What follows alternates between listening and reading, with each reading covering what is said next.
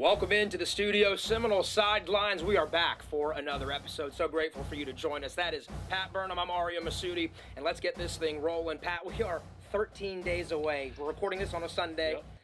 We are 13 days away from football. Week 0, Knowles, Duquesne, the Dukes. Should be exciting. Yeah, listen, we've had 14 great practices at Florida State, or 14 chances to evaluate the team. It's been fun to watch this team grow. Obviously, as you said, Ariya, less than 2 weeks away from the start of the 2022 football season, so it's certainly an exciting time in Tallahassee. Well, the Osceola's been hard at work keeping you covered all preseason long, and Seminole Sidelines, one of our favorite things to do is to include former Seminole greats, and we've done that here each and every week, and we're going to bring on another one here, Todd Fordham, former Florida State offensive lineman, NFL veteran.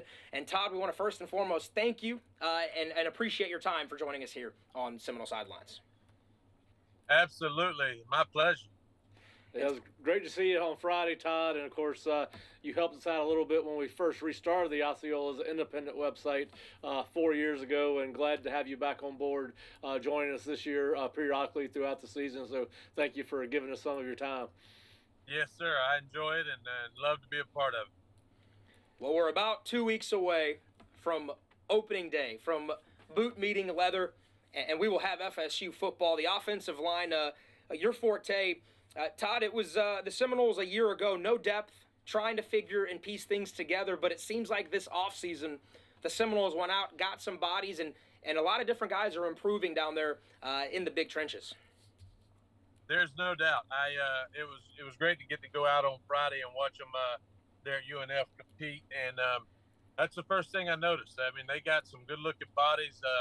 They got a number of guys, and I watched both the O-line and D-line, and watch both of those groups, and they got, not only do you have to have guys that look good that you can play in starters, but in these leagues today, I mean, you got to have backup guys that are ready to go. And man, it's a big difference between last year and really a huge difference between a couple of years ago when they were trying to plug and play different guys and make everything work. I think they're definitely putting some boys out there that people are going to recognize as true hogs and big boys.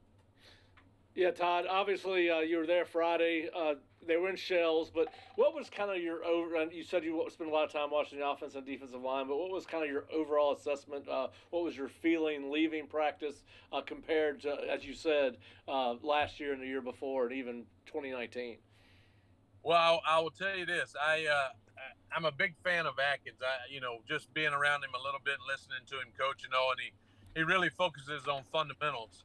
And so I think you're going to see that offensive line continue to be a more fundamental, technical unit. And but now they also have big bodies that, if you can teach the big bodies, boys that can move, how to play fundamentally sound, then I think it's going to help a lot of things. It's going to help the running game. It's going to help protect Jordan Travis and all of those things. And then you go down to the defensive line stock. And that's one of the things that you try to do when you have shells is not full padded. You hammer each other for a couple of days, and then you go into shells and you go back to fundamentals. It's always fundamentals. If you're not coaching kids how to play the game at a technical level, then you're going to have problems. And I saw that on both ends of the field. And what I thought was really neat when I went down to watch the defensive line is not only were the coaches coaching guys technically, but then you would see a kid, mess up a couple times, have to go through it a couple times, and then you'd see a couple of veterans. And this is one thing I hadn't seen in a couple of years there that I really liked and was really appreciative of. But you'd see a couple of veterans come up and start coaching those young guys. And when you start getting veteran guys that are pouring into the young guys, now you're starting to see the culture thing. Now you're starting to see guys playing for more than just themselves. They're playing for their team. And so you saw some of that, and really saw, Lovett for one. I mean, he did a great job a couple of times helping some young guys learn how to do things better. So I was really, really excited about that. Well, Todd, let me ask you this. Obviously, we'll have you back during the season, but we'll probably have a much better idea of what this team's going to look like after the Week 0 game against Duquesne, then, of course, Week 1 against LSU. But going into the third year, seems like it's going to be a fairly competitive ACC across the board. There doesn't seem to be – there's a couple really good teams, but maybe not a great team. Everybody else seems to be pretty much similar to each other as far as potential. Without having played a game yet, kind of what's your expectation for this year for Florida State? Well, I mean, I think we got to get back, and I think we will. I mean, I really do. I think we're going to get back to competing and being a name that is tossed around and talked about a little bit about being able to make it to the championship. Obviously, there's a lot of things that have to happen. As these guys are learning how to play the game at a high level, and you're getting some veterans there, it's still about depth and being able to play a full season, stay healthy, have those things happen, have Jordan Travis, be able to stay healthy and also, take that next step, in the progression for him and really, work on that passing game, because now I think he has some really good receivers that I saw. And so when you're able to balance out the running game and the passing game and really make people play you both ways, then you start becoming a different team and you become competitive. I think they have the guys. I think they have the coaching staff that, knows how to coach these guys, knows how to motivate them. I'm starting to see those things. And when you start seeing those things, then those things equal to wins. And I often tell people a lot of times, they ask me about the Jags all the time. And so I often say, in the league of, the NFL and even the big, college games, ACC, SEC, all those deals, you have to learn how to win. Right now, in the last couple of years, those guys have been young and they knew how to lose. They knew how to get tight at the end of the game when, the game was on the line and they needed to make, plays and stay steady and do the little things right. You get tight, you get a little nervous, you make some mistakes, and they lose those tight games. They have to learn how to win in that locker room. Know when you go in at halftime, you're up, you're down, no matter where you're at, they have to know how to respond. And I think that's the thing that they're going to learn as they go throughout this year. And if they do that and do that in the right way and keep some of those veterans healthy, that can help keep them going over the line, if you will, to, this is how we're going to win this thing. We're going to dig down. We're going to make plays right now. Then I think they can become, a team in that conversation. But that's, those are the things you have to see from a team that's got some veteran guys. They got a quarterback now in Jordan Travis that's played a little bit. He has respect of his team. Now they're going to expect him when he walks into that huddle, what kind of confidence does he have? Does he have the confidence that he believes in himself, but does he believe in us that we can march down the field and win this game, when we need this touchdown? And those are the things I'm looking for. All right. Well, Todd, obviously, we want to appreciate your time today. We'll be back in touch. We've got a lot of things we want to talk to you about. We want to catch up on what you've been doing since you left Florida State. We've got some fun stories to share with our audience about your nickname in college. So, but certainly appreciate you taking the time on Sunday to join us, and we look forward to talking to you again soon. Awesome, guys. Y'all have a great one. If you need anything, don't hesitate to call. Thank you, Todd. All right. See you guys. All right. Bye-bye. All right, so there's Todd Fordham. He mentioned the Jags, and we'll see if Doug Peterson has them moving this year, but that's a story for a different day because they got some work to do before they're anywhere near what Todd remembers them. Yeah, and Todd is a former Jag. Yeah, a former Jag. So, all right, I think a good transition there, Pat. Todd talked about Jacksonville. You had a chance to be in Jacksonville yourself for a couple of practices. How beneficial was that for the team, and what were some highlights of the trip of the 2 days? Well, I think the highlight to me was they had a really physical practice on Thursday. They got after it pretty good for about 2 hours, and it's probably the most physical practice we had seen to date. It was very competitive. I think Coach Fuller Fuller mentioned it in his, and we'll get into this later, but he kind of mentioned in his post-scrimmage press conference that there's been a lot of back and forth between the two sides of the ball, and that's what we saw on Thursday in that particular full padded practice. A lot of third down, short yardage type situations. Offense started fast. Defense seemed to catch up as the day went on. Coach Norvell mentioned that in his post-practice conversation with the press on Thursday. So certainly, you take kids out of their comfortable environment. It gives the young kids kind of an idea of what a road trip may be like. As Coach Norvell said, you don't control anything on that road. Is your room cool enough? Is your bed comfortable enough? It's different than your bed at home. What are you eating? You don't control, what's for pregame meal. And, and then you're picking up and moving in the middle of camp and then coming right back. So, they got on the bus on Saturday, came back and went right to a scrimmage. But they had some team building, too. They spent some time off the University of North Florida campus doing various things with each other. So, he sounds like he got what he wanted out of North Florida, that being Coach Norvell, but certainly put them in different situation, uncomfortable situation, and that's what he wanted to do. Yeah, man. So, Pat, the boys go over to Jacksonville. I think I saw a clip of them at Dave & Buster's. I'm pretty positive I know what that looks like when I see it. Yeah. The guys are shooting baskets and arcade games and good team bonding activities. Then they came right back to Tallahassee, and as soon as they got back, they prepared for a scrimmage. Yep. We're going to talk about what we heard from the scrimmage. Coach Norvell, Coach Atkins, Coach JP, Coach Fuller all talked with the media late Saturday night about scrimmage number 2. You can expect for us to talk about more of the offensive line and then stars that have emerged here in week 2. This is about that time, Pat, when depth charts start to get closer. Oh, yeah. And coaches admitted we have an idea from the consistency of the players so far who's going to be able to help us this season. Yeah, I think every coach alluded to that in their interview with the press post scrimmage, and you should. You're 2 weeks into it. You'll get one more week of camp. They'll have today and Monday off, then get back on the field on Tuesday.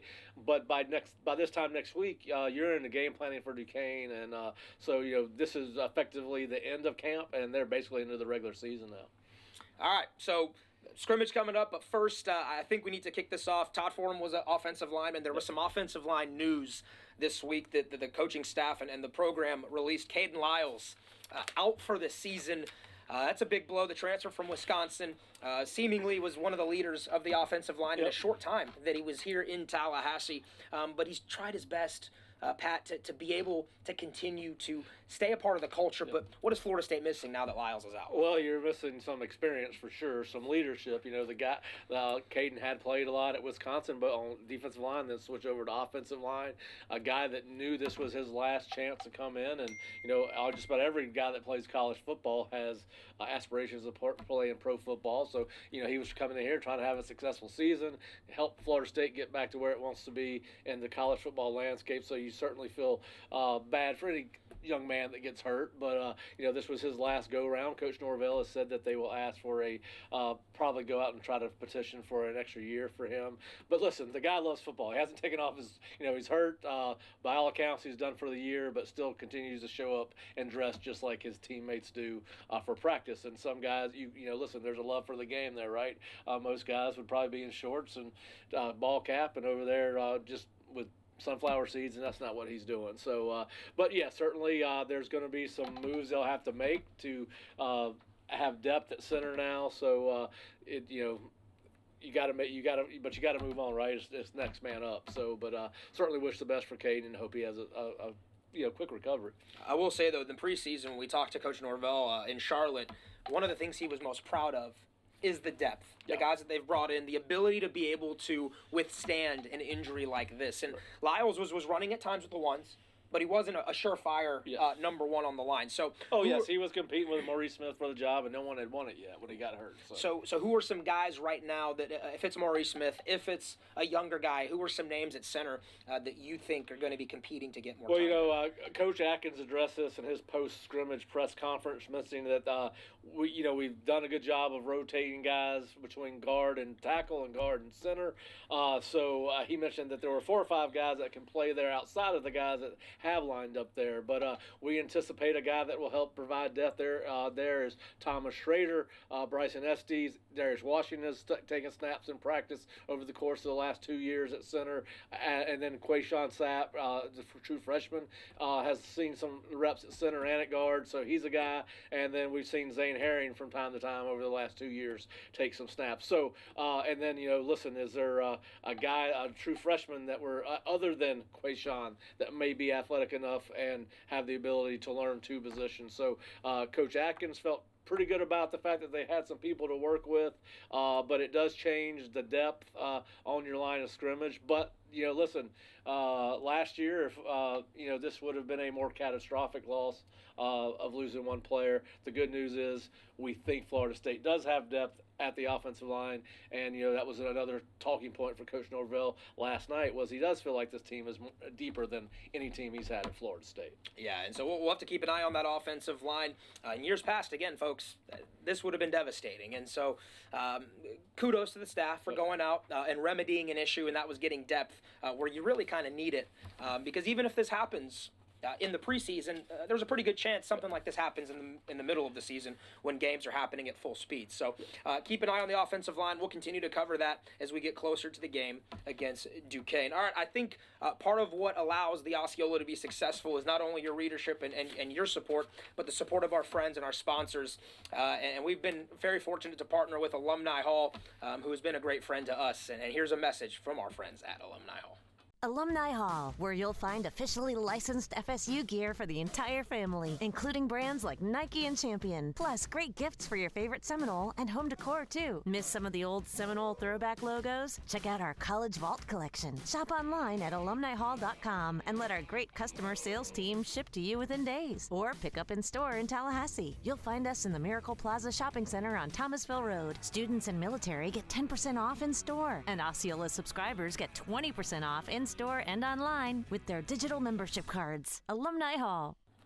All right, thanks to our friends at Alumni Hall. Again, Osceola subscribers, you get 20% off at Alumni Hall, physically in store and online as well. Make sure you let them know that you're a subscriber of the Osceola, and you can contact us and we can get you a code as well to be able to purchase your Knoll gear. We're getting close. Been shopping up on all my Knoll polos and my shirts and my shorts. I've been gearing up. I'm stocking up, man. I've got to get down there.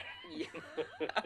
All right, so we talked about the offensive line here on Seminole Sidelines, but from the guys who block to the guys that they do block, the quarterbacks, I think Jordan Travis has really created a spark amongst the Seminole fan base this offseason. A lot of people expecting big things from him, and by all accounts, he has worked hard to take a couple steps forward. Yeah, listen, he got 2 or 3 series in the scrimmage yesterday, so obviously they feel very good about where they are with Jordan.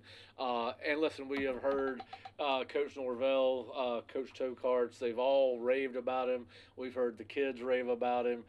They're all very impressed with him. I think Micah Pittman said, he does things he has not seen anybody do outside of the quarterback for the Chargers. I cannot remember his name. It's Justin Herbert. So, you did it. Yeah. He's one of my favorite quarterbacks. I don't know how I forgot his name. But anyway, yes, I think Jordan Travis is a more confident quarterback. I think one of the reasons is because he's been more consistent. But as everyone says, we know what he can do with the ball in his hands. It's what what can he reach his full potential, when he's releasing the ball from his hands. And listen, he's had a strong camp. He had several strong practices this week. Certainly looks like he firmly planted as a starter, and you got him surrounded by more talent than he's had around him in the 2 years he's been quarterback at Florida State. Potentially should be a better offensive line. So you would think, as we talked about 2 weeks ago, you would think he's in line for his best year as a Florida State quarterback. And then of course the backups. It's been between Tate Rodemaker and true freshman A.J. Duffy. Coach Norvell mentioned that Tate got the majority, the majority of snaps. He got more snaps than A.J. did. So, that leads me to believe that Tate's probably going to be the guy in a backup role, the first guy off the bench. A.J. has certainly continued to get better and better. Some of the decisions that we saw him making early in camp, he is not making anymore. Coach Norvell alluded to that after the scrimmage, that he was making the right decisions with the ball. And then, of course, with Tate, got the additional snaps, did a good job of pushing the ball downfield. And one of the things that we have noticed about Tate in practices. He does throw a good deep ball. He does like to push the ball downfield. And probably the thing that stuck out to me, Ariya, that Coach Norvell said after the scrimmage, because, listen, we don't get a chance to evaluate these with our own eyes. So to some extent, we're, dependent on the coaches. But the thing that stuck out to me when they talked about A.J. and Tate was that both quarterbacks looked very comfortable. Neither quarterback looked uncomfortable in the scrimmage. And I think, if we're being quite honest, that's probably the biggest question with both of them. When the lights come on, how are they going to react? Because they're both still young. They haven't taken a tremendous amount of AJ's taken no snaps, obviously. Tate's had a start against Jacksonville State that did not go very well last year. So, we'll see where this goes, but I think that's what you want to hear, right? I mean, those were the questions. And these guys were given a lot of reps against the first and second team defense last night, and by all accounts came through. We've heard Coach talk about both sides making explosive plays, and obviously some of those were made in the passing game.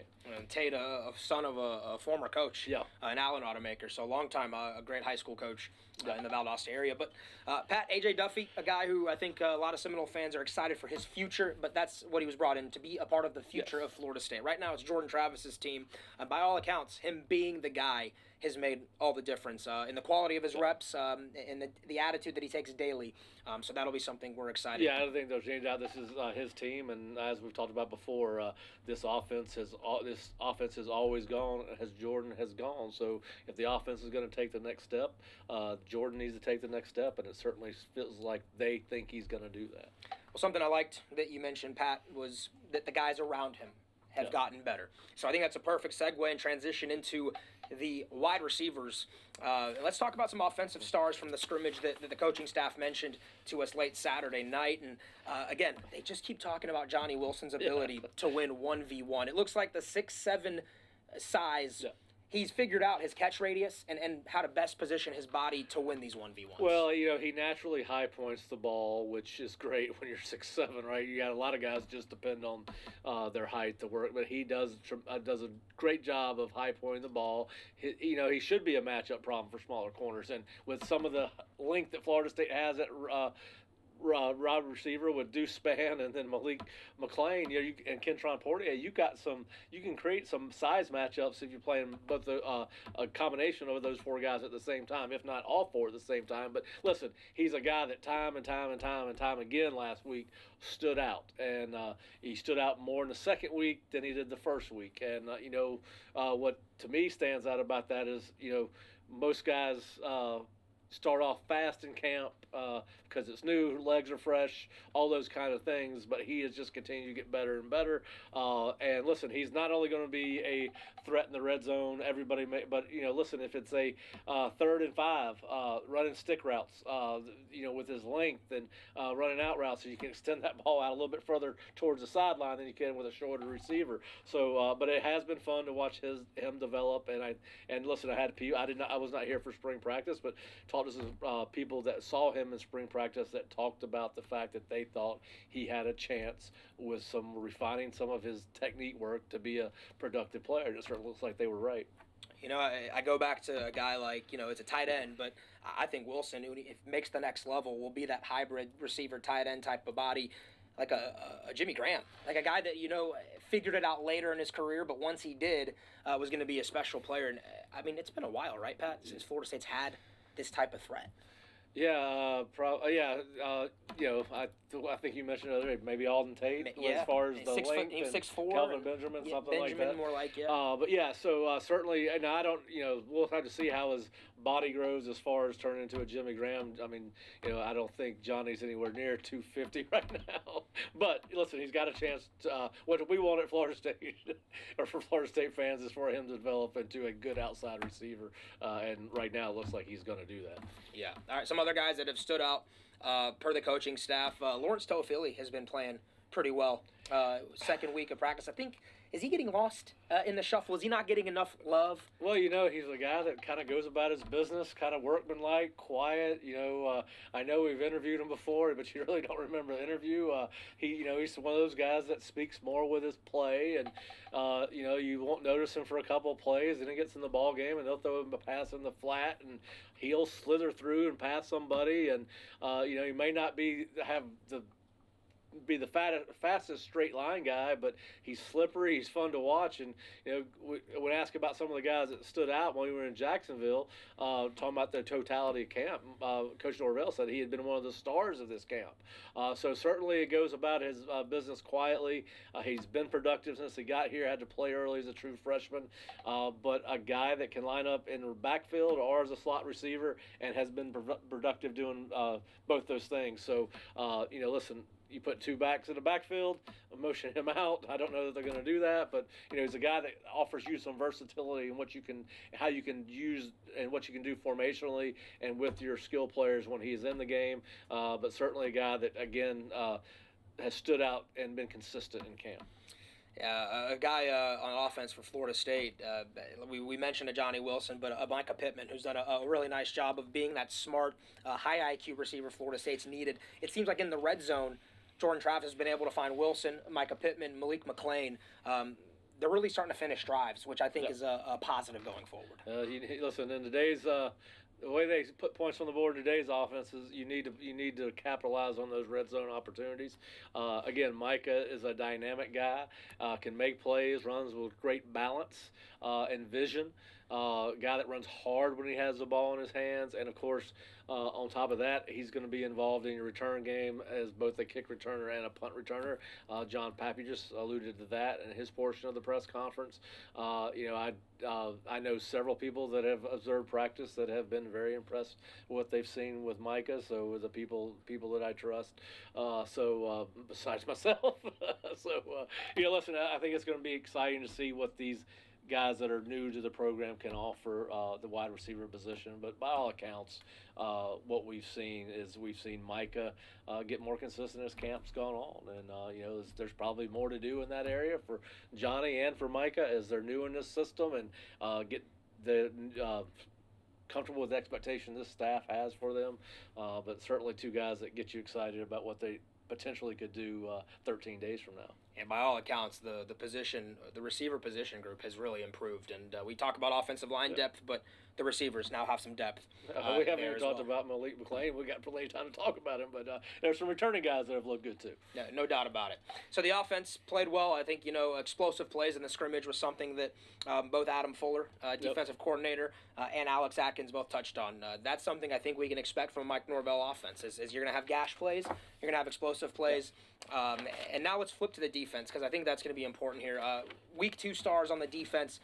Pat, who have been some names that have emerged for you and guys Seminole fans can look forward to seeing play as we get nearer to opening day? Well, just the other day watching Friday's practice, Amari Gaynor seems to get more and more comfortable at linebacker the more snaps that he takes. He stood out several times in coverage, and in today's game you got to have some linebackers that can cover backs and slot receivers, and very strong day there. So you need him for quality depth, but behind Bethune and Deloach. So he had a really good day. So it was fun to watch him. And he's a guy that plays with tremendous effort, and he's really proud to be a Seminole. So you want to see a guy like that be successful. But he certainly had a good day on Thursday. Yeah, Jamie Robinson, another guy I think in the scrimmage has flashed. And Jamie, he's going to be a leader of your team. But something I liked was Adam Fuller is – they're toying with using him in different spots. I think we might be able to see him blitz a little bit in the nickel, on the outside. They're going to really try and showcase his versatility. Well, yes, he started out last year at nickel back. Jamie's a guy that could probably line up anywhere in the secondary if he had to. Really, could probably line up at corner. He could certainly line up at nickel corner. But he's an aggressive guy, and he's played a lot in the box, not only at Florida State last year, but also at South Carolina. So he's a guy that's not afraid to go up there and stop the run. So if you, for whatever reason, need to insert him closer to the line of scrimmage, he could play nickel corner or be your second dime corner if you need to get him on a slot receiver where you felt like he matched up better than maybe a linebacker. And of course, obviously they're building depth in the secondary if they can afford to do that. But Jamie should, he's all ACC preseason, had a tremendous year last year, so we should be talking about Jamie. He's one of the most productive players on defense in the defensive backfield if you take his time in South Carolina and Florida State over the last 4 or 5 years. Then, of course, you keep on seeing Sam McCall flash, the true freshman, a guy that has made a couple picks in practice, very athletic, can flip his hips, can run with anybody, and then on top of that, he's got a chance to be a factor both in the kick return game and the punt return game. So Sam is a guy that you've noticed more and more over the last week than maybe the first week, and that's natural, right? He's a true freshman, so you're excited to see that. And then of course I think we've talked a little bit about Jarrett Jackson and Josh Farmer. Those two guys came into Florida State, highly sought after. Obviously, Jarrett as a transfer from Louisville, and then obviously Josh as a true now a sophomore from Quincy.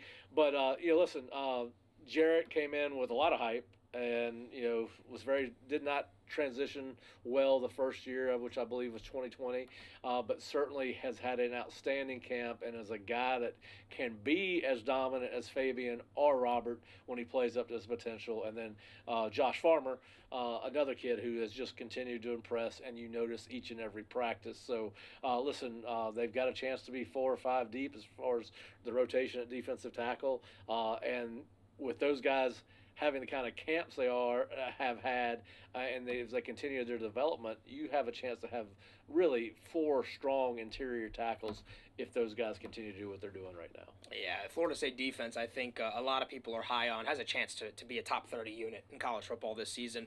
Depth, talent, experience, and guys who I think all finally mesh with each other now after all the battles they've been through together. One other name that just keeps coming up, and you've heard it, Pat mentioned it already today, Tatum Bethune has come in from UCF, and it's not, immediate impact, I think, is an understatement. I think Bethune has a chance to vie for all ACC-type honors at linebacker Listen, long story short, Florida State needed a definitive, proven playmaker at linebacker.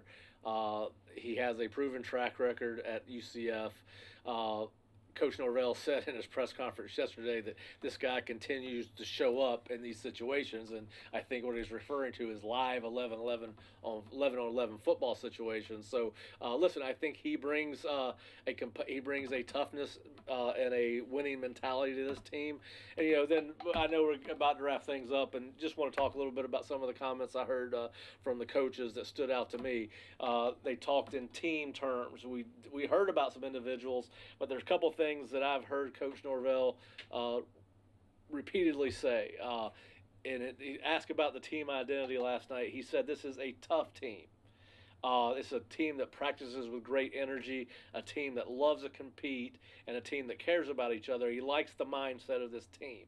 And I think one of the early observations we had was this seems to be a team that likes to compete. So, it makes me feel good that we are seeing the same things that Coach Norvell is seeing. But then Alex Atkins said the same thing, that this is a competitive football team, this is a tough team, and that he is unity and toughness were the two things that he brought away from this particular football camp, not only as an offensive line unit, but he was talking about the offense as a whole. So, those things are fun to hear. And then, of course, Coach Fuller, I think my biggest takeaway from Coach Fuller was he was talking about how this staff and these group of young players have grown together, and that they have a chip on their shoulder because they've been through adversity together as a team and as a staff over the last 3 years, and they have they've kind of forged a bond. I think what he was trying to say, and that the level of trust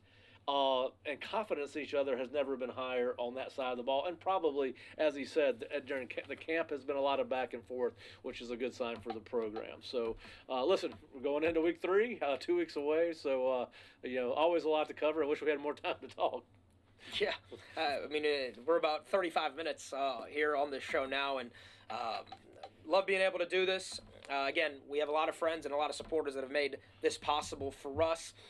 The Florida State Ticket Office has been a great friend to the Osceola as well. Here's a message from the Seminole Ticket Office. Hey Seminole fans, tickets to Florida State football games are now on sale. Right now, you can pick up single game tickets, 3-game packs, and season tickets for the 2022 season. Home games include Florida, Clemson, Georgia Tech, Wake Forest, Boston College, Louisiana, and Duquesne. Have fun this football season with your friends and family, all the while knowing your ticket purchase is funding FSU's success. Call your ticket rep today at 850-644-1830 or visit Seminoles.com. That's Seminoles.com.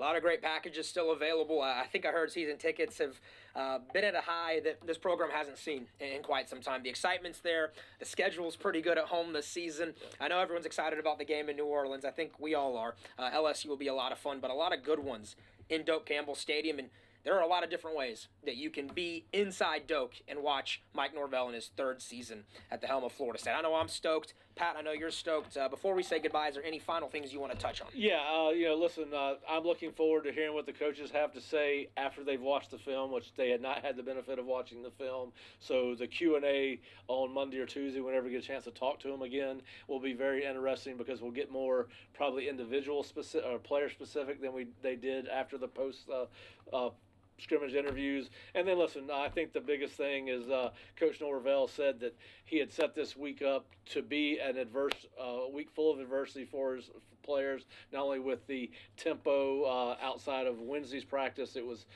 fairly fast-paced, physical, and then obviously pulling them over to Jacksonville for 2 days. He did say that it wasn't a perfect week, but he thinks this team accomplished a lot of great things over the course of the last 6 days, where they went 6 days in a row of practice. So, listen, we're getting closer, as you said, the foot to leather. We all get a little bit more excited.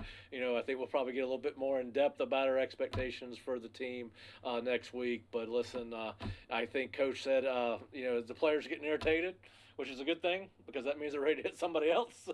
And I think we're all ready to see them hit somebody else. So, but yeah, can't wait. 13 days. Are you counting? Because we're counting. Yes, we are. I think we're all counting. So we're excited, and this should be a big season for Florida State and Mike Norvell. Obviously, we're going to keep covering. Stay with us on the Osceola.com. Read all of our great stuff. Pat's been doing a great job with recruiting along with Charles Fishbein. I want to thank Todd Fordham for joining us here on this show. That's something we take pride in, is bringing Florida State all-time greats back on the show to give you their perspective and their analysis, because no one knows them better. That's Pat Burnham. I'm Ariya Massoudi. This is Seminole Sidelines. We are on Apple Pods. We are on Spotify. And, of course, we're on YouTube. Make sure you subscribe. Until next time, we appreciate you watching, and have a great week.